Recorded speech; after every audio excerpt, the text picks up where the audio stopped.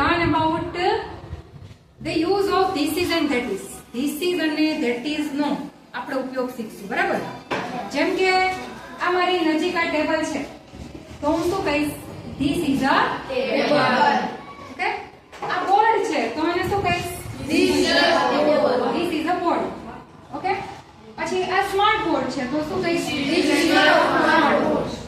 પછી આ ચેર છે તો હું શું કહીશ? This is a chair. This is a chair.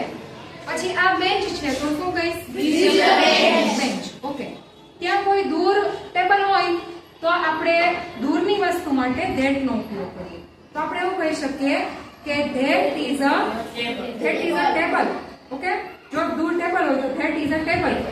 અથવા દૂર કોઈ બેન્ચ હોય તો હું શું કહીશ? That is a bench. Okay?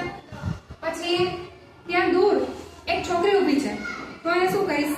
That is a girl. છોકરો ઊભો હોય તો that is a boy. That is a boy.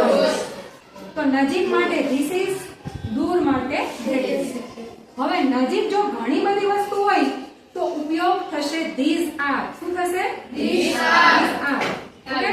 જેમ કે નજીક મારી નજીક ઘણી બધી બેન્ચો છે તો હું શું કહીશ? These are benches. શું કહીશ? These are benches. અહીંયા આટલી બુકો છે તો હું શું કહીશ? These are books. Very good. These are books. બરાબર?